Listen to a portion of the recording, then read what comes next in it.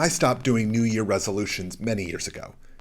Since then, I've come to see the practice in a whole new light. And what is better than resolving to make self-improvements?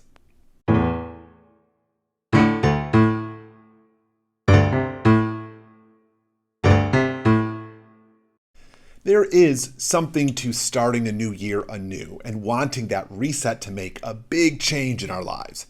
It is at once universal and useful. And because resolutions are so normal, we can really get into the groove of making important life changes during this fertile time. Many of us have resolved to do something, or not do something, and succeeded. So in a sense, it works. And much like lottery tickets, someone wins, and it can't be us if we don't play. The science of life changes and habit creation tell us that New Year resolutions don't work. Certainly not like that. At least, not most of the time, and for most of the people. One of our mistakes is that we do these things without a plan. We think the key to making change is just willpower, or that buzzy word from a couple years ago, grit. If we have enough grit, we can power through and make the change we need to make. But failure is rarely a reflection of willpower, and it is pure speculative judgment to pretend it is. Our failure is almost always situational, environmental, or due to a lack of preparation. We are undone by our lack of planning.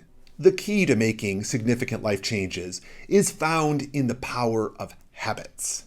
And to make better habits, we need 4 things: a plan to form a routine, a practice to motivate that routine, an easy means of tracking the routine, and a desire to stick with it.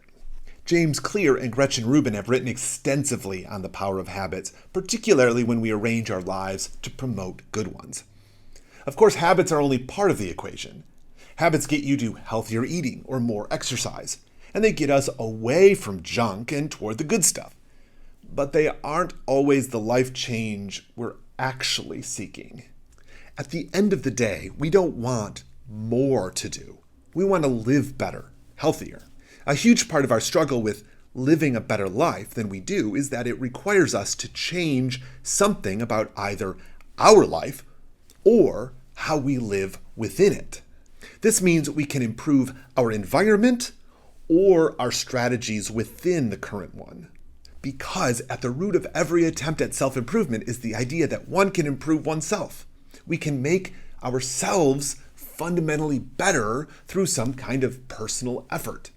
But this requires changes.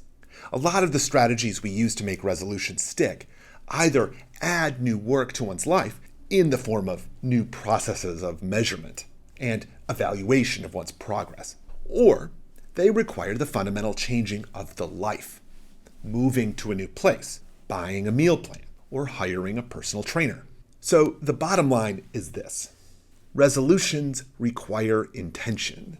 And maybe we're up for that. Maybe we're not. But if we want to change our lives, we should also want to choose to make that change. We all know that change isn't easy, and we certainly have strategies that make changing easier. But you know what also isn't easy? Staying the same.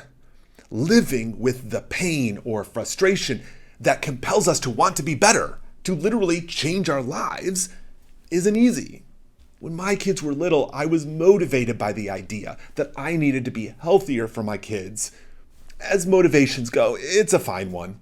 And it certainly informed my decisions. But did I suddenly stop eating fried foods and drop 50 pounds? No, it did not. What did motivate change in my behavior was making time to live more intentionally all the time.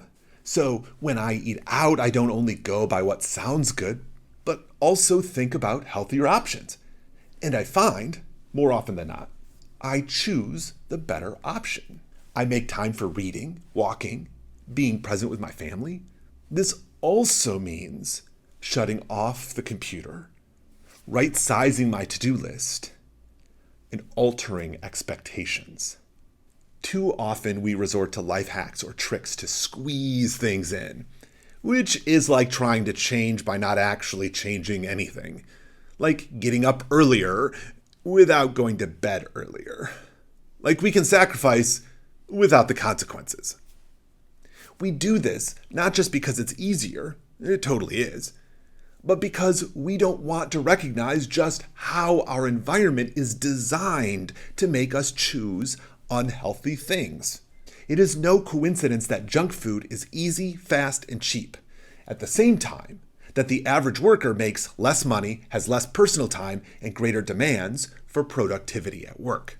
Our common environment is geared toward unhealthy living, and we all know it.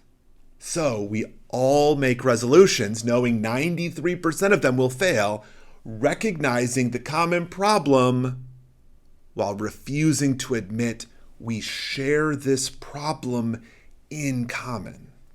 Yes, I've made specific changes in my life in the last few years, but not simply by resolving to or by developing a scheme to accomplish them.